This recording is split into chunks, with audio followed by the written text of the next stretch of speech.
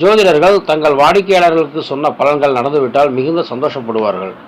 அதுவும் அந்த வாடிக்கையாளர்களே நேரில் வந்து, ஐயா, என்னுடைய பெண்ணுக்கு நீங்கள் சொன்ன மாதிரியே திருமணம் நடந்துவிட்டது, என்னுடைய பையனுக்கு வேலை கிடைத்து விட்டது, எனக்கு பதவி உயர்வு கிடைத்து விட்டது, இவையெல்லாம் நீங்கள் சொன்ன காலத்தில் தான் நடந்தது என்று சொன்னால் அந்த ஜோதிடரின் சந்தோஷத்திற்கு அளவே இல்லை.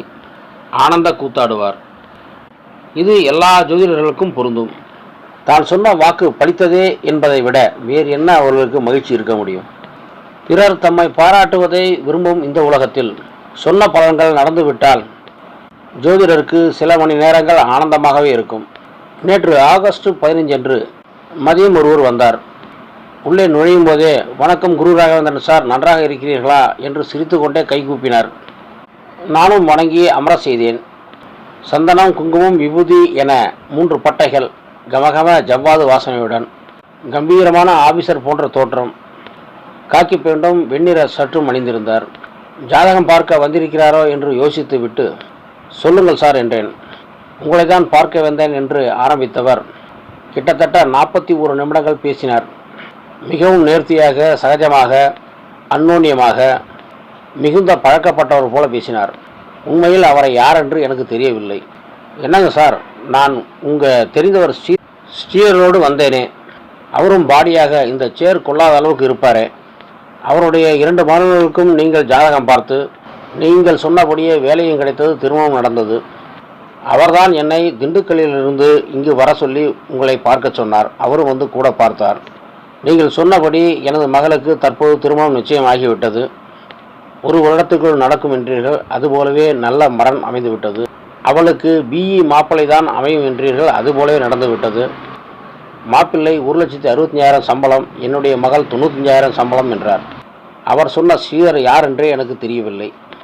இவர் தன் பெயரை தாமோதரன் என்று கூறிக்கொண்டார். திண்டுக்கல் என்றார். சரி, நிறைய பேர்கள் வருகிறார்கள், அதில் யாராவது இருக்கலாம் என்று நினைத்து கொண்டேன். அவர் அதற்கப்புறம் ஒரு முறை வந்து அவருக்கு ஜாதகம் பார்த்தாராம். ரிட்டையர்மெண்ட் எந்தவித பிரச்சனையும் இல்லாமல் நடக்கும் என்றேனாம். அதை சொன்னார். இன்று மாப்பிள்ளை வீட்டில் திருப்பரங்குன்றத்தில் பார்க்க வர சொல்லியிருந்தார்கள். அதற்காக வந்தேன். அப்படியே உங்களையும் பார்த்துவிட்டு செல்லலாம் என்று வந்திருக்கேன் என்றார். அதுவும் அவருடைய மனைவி அவசியம் சென்று ஜோதிடரை பாருங்கள் என்று சொன்னார்களாம். தன்னுடைய செல்வ செழிப்பை சொன்னார். ஈவியில் இருந்து சென்ற வருடம் ரிட்டையர் ஆனாராம். தற்போது அவருக்கு வயது 59ஆம்.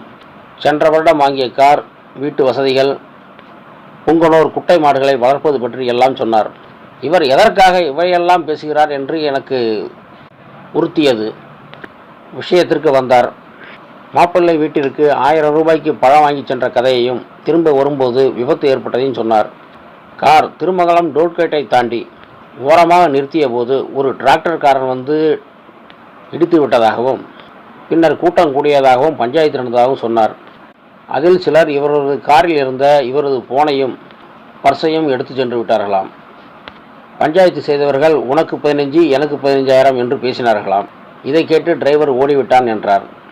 அவர் முதலில் சொல்லியது டிராக்டர் மோதியது என்றார். பிறகு அடுத்து சொல்லும்போது மோதிய லாரி டிரைவர் ஓடிவிட்டார் என்றார். அதுபோல 2020ஆம் ஆண்டிலேயே அரசாங்க ஊழியர்களின் ஓய்வு வயது 60ஆக நிர்ணயிக்கப்பட்டு விட்டது.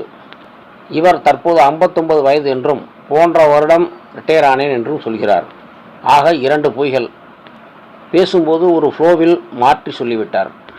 கூகுள் பேவில் 42,000ம் பேடிஎம்மில் 5,000 இருந்ததாக கூறுகிறார். பேங்க் அக்கௌண்ட்டில் தான் பணம் இருப்பு இருக்கும். இவர் கூகுள் பே, பேடிஎம் என்று சொல்கிறார்.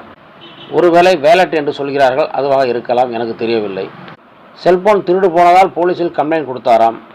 மெக்கானிக் ஷாப்பில் வண்டியை விட்டதால் 19,000 செலவு என்றும், தள்ளுபடி போக 17,000 சில்லறை கேட்டதாகவும், இவர் மெக்கானிக்கிடம் 14,000 பணம் கொடுத்ததாகவும், மீதி பணம் கொடுப்பதற்காக என்னை தேடி வந்திருப்பதாகவும் சொன்னார். 3,800 ரூபாய் தேவைப்படுவதாக சொன்னார். கண் கலங்கினார். இறைவன் என்னை யாசகம் கேட்கும்படி வைத்து விட்டானே என்று அழுதார். இவர் போன் திருடு போய்விட்டதாகவும், கூட வந்தவர் யாரிடமும் போன் இல்லை என்கிறார். இவருடன் மாமா, அத்தை, மனைவி மற்றும் ஒரு பெண் வந்தனராம். பெங்களூரில் உள்ள தனது மகளுக்கு போன் செய்யலாம் என்றால் அந்த ஆஃபீஸில் ஜாமர் கருவி வைத்துள்ளனராம். அதனால் அவர் எடுக்க முடியாதாம். நிறைய சொன்னார்.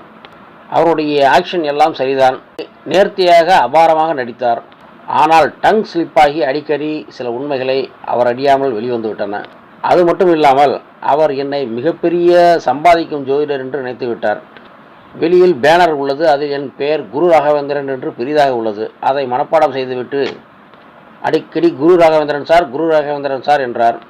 நானோ ஆன்லைனில் 200 ரூபாய்க்கு 1 மணி நேரம் பலன் சொல்லக்கூடிய ஜோதிடர்.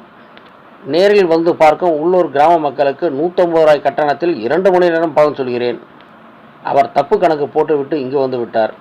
பிளான் போட்டதெல்லாம் சரிதான். அவர் டிக் செய்த நபர் நான் அல்ல. என்னுடைய உண்மையான நிலையை எடுத்து கூறி, என் கையிருப்பில் தற்போது எந்த பணமும் இல்லை என்பதையும் கூறி வழி அனுப்பினேன். எழுந்திருக்கும் முன் அவர் பிளான் பியை செயல்படுத்தினார். அதாவது மெக்கானிக்கிடம் கொடுத்த 14,000 ரூபாயில் இருந்து 5,000 பெற்றுக்கொண்டு திண்டுக்கல்லுக்கு வாடகை காரில் சென்று அங்கிருந்து அவருடைய டிரைவரையும் பணத்தையும் கொடுத்து அனுப்பி காரை சரி செய்து எடுத்து கொண்டு விடுகிறேன் என்று கூறினார். ரொம்ப நல்லது ஐயா என்றேன். என் கையில் நேற்று பணம் இருந்தால் அவர் திண்டுக்கல் போவதற்கு பஸ் டிக்கெட் கொடுத்திருப்பேன். ஆனால் அதுவும் என்னிடம் இல்லை. அவருடைய டார்கெட் 3,800. அடுத்ததாக குறைத்து கொண்டு 1,750 தந்தால் போதும் என்றார். ஒருவேளை என்னிடம் ஜோதிடம் பார்த்திருந்தால் 150 ரூபாய் மட்டுமே வாங்கியிருப்பேன். அதுதான் என் ஃபீஸ். ஆனால் அவர் என்னிடம் ஜாதகம் பார்த்திருக்கவில்லை. ஏனெனில் நான் வரும் ஒவ்வொரு ஜாதகரின் பெயரையும் தேதி போட்டு எழுதி வைத்திருப்பது என்னுடைய வழக்கம். அவர் சொன்ன அவருடைய பெண் பெயர் அஸ்வினி, அவருடைய பெயர் தாமோதரன். இந்த 2 பேர்களுமே என்னுடைய பதிவேட்டில் இல்லை. வடிவேலு சொல்லுவது போல என்னுடைய ராஜதந்திரங்கள் எல்லாமே வீணாகிவிட்டன, இன்னும் பயிற்சி வேண்டும் போல இருக்கிறது என்று அவர் நினைத்து கொண்டிருப்பார். அதனால் ஜோதிடர்களே இப்படியும் உங்களை ஏமாற்றுவார்கள். அதனால் நீங்கள் ஜாக்கிரதையாக இருங்கள் என்பதற்காகவே இந்த பதிவு.